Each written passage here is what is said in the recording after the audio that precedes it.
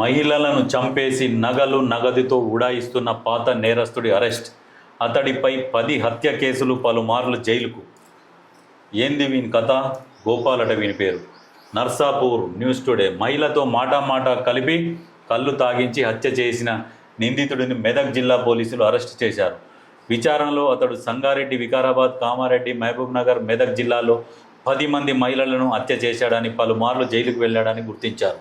కళ్ళు దుకాణాలు, కూలీ అడ్డాల వద్ద మాటు వేసే నిందితుడు మహిళలతో మాట కలిపి కళ్ళు తాగించి హత్య చేసి వారి వద్ద ఉన్న నగలు దోచుకునేవాడని వెల్లడించారు. అత్యాచారానికి కూడా పాల్పడి ఉంటాడని అనుమానిస్తున్నట్లు తెలిపారు. శుక్రవారం నర్సాపూర్ పోలీస్ స్టేషన్లో కేసు వివరాలను ఎస్పీ ఉదయ్ కుమార్ రెడ్డి వివరించారు.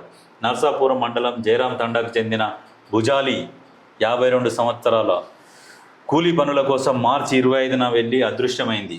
దర్యాప్తులో భాగంగా పోలీసులు పట్టణంలోని సీసీ కెమెరాలను పరిశీలించారు. కళ్ళు దుకాణం వద్ద భుజాలి గుర్తు తెలియని వ్యక్తితో ఆటోలో వెళ్తున్నట్లు గుర్తించారు. నర్సాపూర్లో మెదక్ మార్గంలో ఓ దాబాకు ఎదురుగా గల అటవీ ప్రాంతంలోకి వెళ్ళినట్లు గుర్తించి చూడగా మార్చి 28న భుజాలి మృతదేహం కుళ్ళిన స్థితిలో బయటపడింది. వెంట వెళ్లిన వ్యక్తి గురించి విచారిస్తుండగా అతడు పాత నేరస్తుడని తేలింది.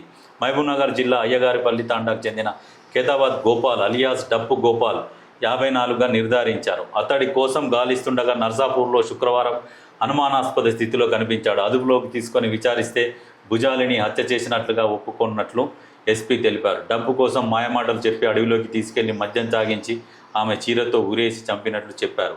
ఆమె వద్ద ఉన్న 400 రూపాయలు తీసుకొని పరారైనట్లు వెల్లడించారు. పోలీసుల విచారణలో మరిన్ని అకృత్యాలు బయటపడ్డాయి. గోపాల్ 2005, 2008లో మహబూబ్ నగర్లో హత్యలు చేశాడు. వికారాబాద్ జిల్లా ముమ్మరాజ్పేటలో 2008లో జరిగిన ఓ హత్య కేసులో 10 ఏళ్ల జైలు శిక్ష అనుభవించాడు.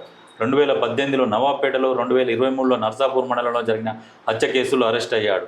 2023 గుమ్మడిదల సదాశివనగర్, కామారెడ్డి, తాడ్వాయి ప్రాంతాలలో జరిగిన హత్య కేసుల్లో నిందితుడని ఎస్పీ వివరించారు. అయితే మరి ఇన్ని కేసులల్లా అయినప్పుడు మరి వీనికి బెయిల్ ఓడిచ్చిండు. వీనికి ఇప్పుడు ఇక్కడ ఉంది కదా, 2018లో కూడా పోయిండట. ఎక్కడ మళ్ళీ 10 సంవత్సరాలు జైలు శిక్ష అనుభవించిండు. హత్యలు చేశాడు. వికారాబాద్ జరిగిన హత్య కేసులో 10 ఏళ్ల జైలు శిక్ష 2008. అయితే 18లో మళ్ళీ 18లో నర్సాపూర్లో మండల హత్య కేసులో మళ్ళీ అరెస్ట్ అయ్యిండు.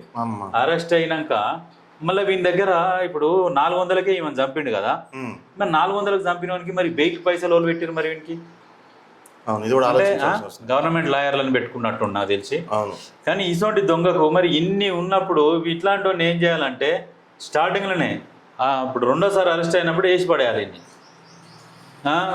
నిజంగా మహిళలు కూడా అంటే వాళ్ళు చదువుకోలేదు కాబట్టి పాపం వాళ్ళకు తెలియదు. ఈ మాయమాటలు చెప్పి నమ్మించి తీసుకుపోయి నెంబర్ 1 కరుడు కట్టిన తీవ్రవాది లెక్క వీడు తయారైంది. అంటే వీడు కంటిన్యూగా హత్యలు చేసుకుంటూ పోతాం. 400 రూపాయలకు హత్య కేసులు.